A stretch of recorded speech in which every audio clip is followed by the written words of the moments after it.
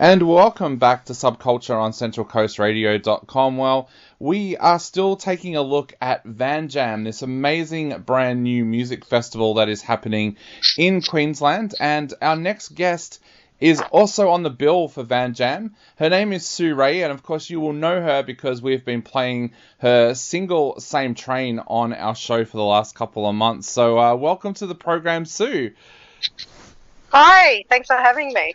No problem. Now, Sue, Van Jam has an absolutely amazing lineup this year around. Tell us a little bit about how you feel being part of such a massive festival. Oh my gosh, I'm so excited. The band is so excited. We've been getting ready, rehearsing, and even down to planning our outfits. We're so excited. Now, you work for Q Music. This must be something that you are so proud of coming to your state, because festivals like this, I think a lot of us thought we wouldn't see them after the pandemic.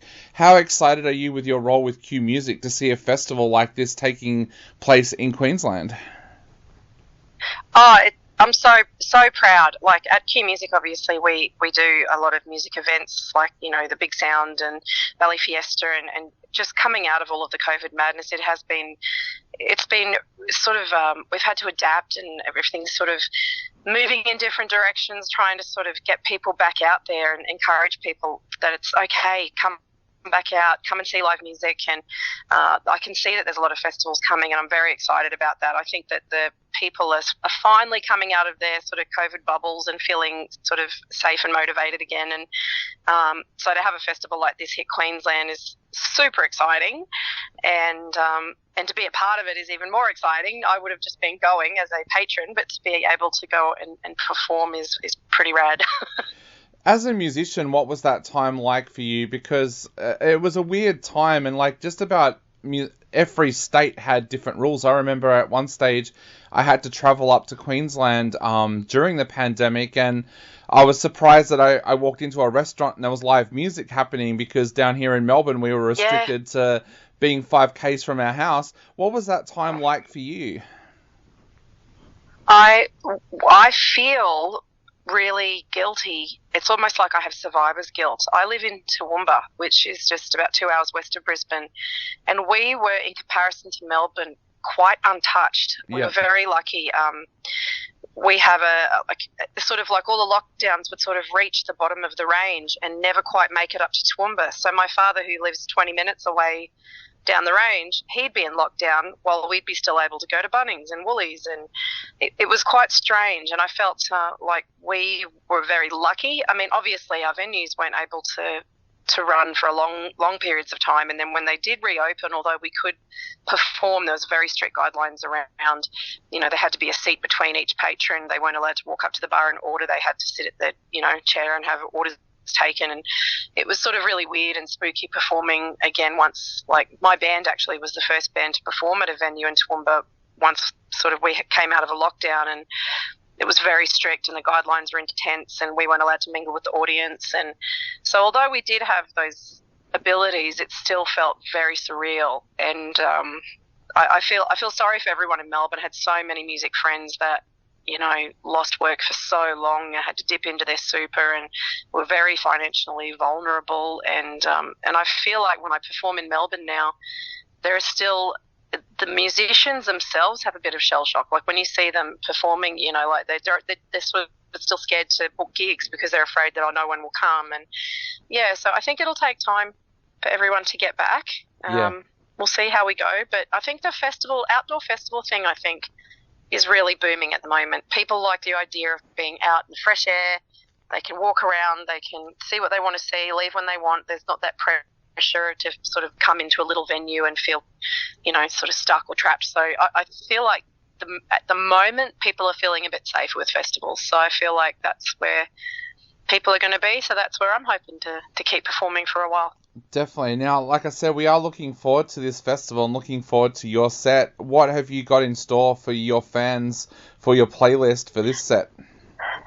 Yeah, well, actually a lot of new stuff. I have a new band lineup, and as I'm getting older, I think feel a bit like Madonna. I'm constantly changing. I sort of started out sort of folky, acoustic stuff, and then I moved a bit more into sort of more country, and then country rock, and then country rock blues. And I feel like the more my style adapts, my band, I bring in people around me that sort of suit that style. So we've got a few new songs. I've got like Lee Griffin in the band. He's another artist in his own right. Ben Vellicott, a fantastic guitar player, and Harry Schneider on drums, and Will Schatzel on bass. I've got this really good country blues backing band, and so you can expect some of my old songs have been rehashed in a bit more of a rockier way, because we figured we're playing with, the Radiators and Russell Morris and Leisha Louise and 8 Ball Aiken and Darryl Braithwaite, and oh my gosh, so the day we're playing is all those acts. So we thought, well, we can't really come out with any fingerpicky folk. We've got to keep the audience up and dancing. So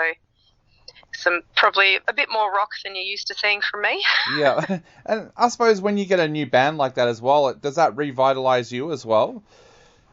Absolutely, yeah. I mean, I've played with loads of different players over the years, and my band has always sort of moved around because a lot of session players are in several bands. So as the main act, like I am Sue Ray, so I'm essentially the act. The backing band sort of changes to suit where I'm at that point in time. But now I feel like I've got the band. The band is now my band. We're a proper band now. We're trying to come up with a band name, and we're creating our own sound as we go, because I have a couple songwriters in the band, so they're adding to the sound. We're writing songs together. And it's really fun. It's a nice change, and I do like that word, revitalise. It really is reinvigorating to get out and sort of mess around with the old songs of mine and give them a bit of a zhuzh, and write some new stuff that sort of suits where I'm at in my life. Yeah, you mentioned some of your older stuff there. Does it get harder to put together a playlist when you're starting to get a great back catalogue of music like you've got? Yeah, because I feel like bad sometimes, because over the years I haven't had a chance to my current band, we haven't recorded together yet, so I don't really have any albums with my current sound on, so I feel bad. My older albums are a bit more like my more country stuff, so we're in the studio soon. We want to knock out a few songs before Van Jam so we can have something there, so people, what they see on stage, they're going to be able to take home with them, the new sound. And yeah, but I think artists are always evolving. Like I have lots of bands that I love. I go back to their early stuff, and it's so different to what they have now, because they evolve. You're constantly evolving. The more you perform and the older you get and the more lived experience you have, the more your songs grow and change and mature. So I just hope the audience enjoys where it's going and what comes along with me on my journey. Definitely. Now, Sue, we have 2 questions that we've been asking everybody who is taking part in Van Jam. First question: this is all about caravanning and camping. Are you someone who loves caravanning and camping? I unfortunately don't have a caravan of my own, but we love camping. My kids are mad for it. So we just went out to Cunnamulla and stayed out there for a week, get out bush and, see some different countryside than what we're used to. We love going to festivals like Woodford Folk Festival and Dashville, and places where we can set up a tent and just relax for a few days. It's a nice way to get away from, the hustle and bustle of our everyday lives. Awesome. And now the second question: aside from yourself, who are you looking forward to seeing play live at Van Jam? Oh, that's just mean. It's like picking between your children. There's so many. Obviously, I've seen Russell Morris is fantastic. The Radiators, big fan of Frente, Thirsty Merc, oh my lord. But I got to say, I'm going to go a bit more independent. I love my mates Leisha Louise and 8 Ball Aiken, so entertaining. And although, they might not have had the profile of those other acts, they're some of the hardest working musicians I know, and just really solid at what they do and put on a hell of a good show. So I think I'll be hanging out for those guys. Definitely. Now, for all of our listeners out there, Van Jam is on from Friday the 22nd to Sunday the 24th of September.